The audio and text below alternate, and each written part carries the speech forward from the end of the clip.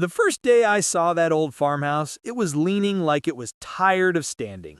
Paint peeled off in flakes, the porch sagged, and the grass was knee-high.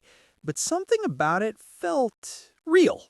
No fences, no HOA signs, no fake smiles, just land, open and quiet. The realtor tried to talk me out of it. It's too far from town, needs work, and there's no neighborhood association to maintain property values.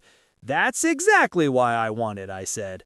I bought it the next week. Cash deal, clean title. A 120-year-old farmhouse sitting just past the county line, outside of HOA control. My kind of peace.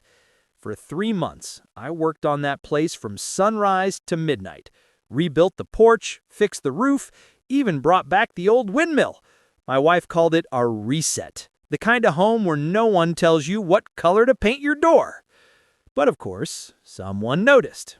One morning, a white Lexus pulled up to the gate. Out stepped a woman in heels and sunglasses, clutching a clipboard like it was a weapon. I didn't even need her name. I knew the type. "Morning," I said, wiping sweat off my face. She didn't smile. "This property has been reported for non-compliance." "Non-compliance with what?" I asked. "The neighborhood aesthetic standards," she said matter-of-factly. "The board prefers consistent exterior colors. That red barn? Completely out of theme." I blinked. "What board?" She flipped a page. "The Maple Ridge Homeowners Association." I laughed. "Ma'am, this house isn't in Maple Ridge. It's 3 miles outside of it." Her lips tightened. "We recently expanded our boundary to include this section of the road. You should have received notice." "No notice," I said, "because this isn't your jurisdiction." She smiled that fake tight-lipped smile people use when they think they're smarter than you. "Property lines can be confusing. I'll email you the updated map." That night, I checked county records. No expansion, no map. She'd made it up. Just another power trip with a clipboard. But the next morning, I found a bright orange notice taped to my door. "Failure to comply. Property subject to fines and board review." My wife tore it down. "She's crazy." Yeah, and she's not stopping. A week later, I caught her again, this time with 2 inspectors walking around my field taking photos. I walked out, calm but sharp. "You folks lost?" The guy holding the camera said, "We're with the HOA. Official inspection."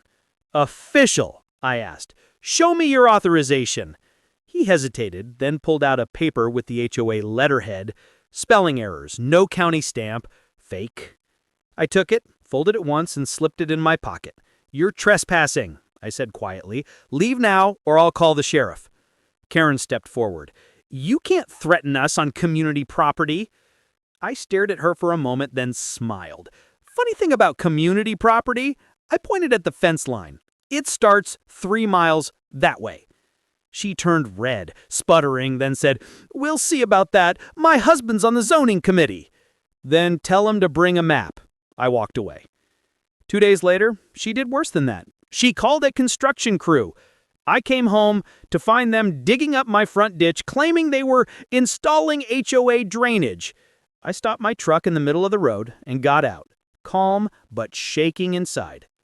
"You touch 1 inch more of that land, and I'll consider it destruction of private property." Karen appeared again, smug as ever. "You'll regret talking to me like that." That's when the sheriff's SUV rolled up. Same deputy I'd helped last winter with his flooded property line. He stepped out, nodded at me, then turned to her. "Ma'am, you got a work permit for this?" She hesitated. "We're with the HOA." He cut her off. "Not out here, you're not. This is unincorporated land. That means it's his." Her face drained. "That can't be right. This area was—" "No," the deputy said. "You've been told wrong. Now pack up your crew before I start writing trespass citations." She stood there frozen while the workers looked at each other, then started loading their tools back into the truck. I walked over to her, quiet. I said, "You came all this way to tell me how to live. Now you can go home and explain to your HOA how you just got kicked off someone else's land." She glared at me, shaking. "This isn't over."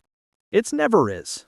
But the difference is, you'll be fighting outside your fence this time. Later that week, I printed the county map, framed it, and hung it right by my door. Every morning, I walk past it and read the same words at the top. Unincorporated land, not subject to HOA jurisdiction. Best reminder in the world that freedom doesn't come from fancy gates. It comes from knowing exactly where your line is and never letting anyone cross it.